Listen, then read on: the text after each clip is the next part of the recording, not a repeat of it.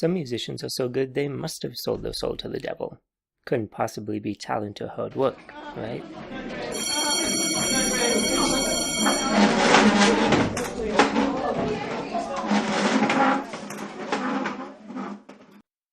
One of the greatest violin virtuosos to have ever lived, Niccolo Paganini learned to play the mandolin at 5 and was composing by 7.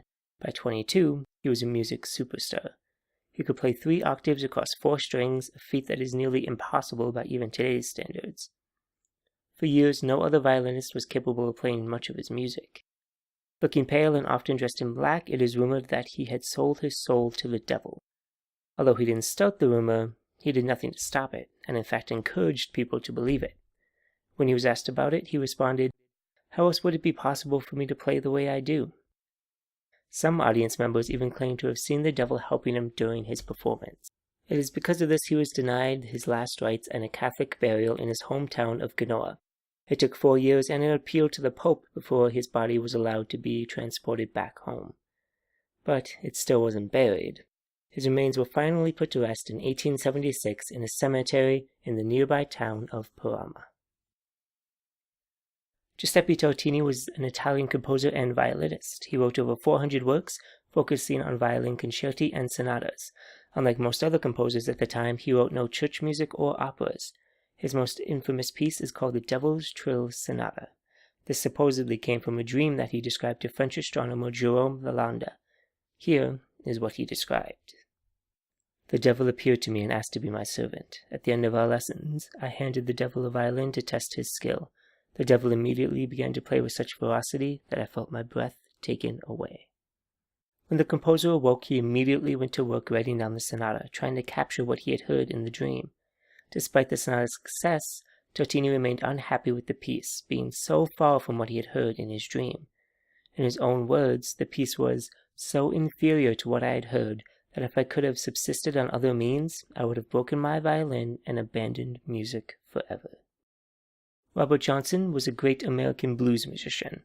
Rolling Stones ranked him 5th out of 100 of the greatest guitarists of all time. According to legend, he was told to head over to the crossroads near the Dockery Plantation at midnight. When he arrived, a man was waiting for him. The man took his guitar, tuned it, and played a few songs. When he handed it back to Johnson, the deal was struck and he now had mastery over the instrument. Like Paganini, Johnson did little to dispel the rumors, even encouraging them by implying on more than one occasion he had made a deal with the Prince of Darkness. The legend was helped by the fact that by all testaments, before he traveled through the Delta, he was good with a harmonica, but only produced noise on the guitar. He died at the age of 27. Johnson's death is controversial. The most common claim is he was caught flirting with a married woman and drank some whiskey which was believed to be poisoned by her husband. Some say he survived this, but caught pneumonia as a result and died from that. He was buried in an unmarked grave, the location of which is still under debate.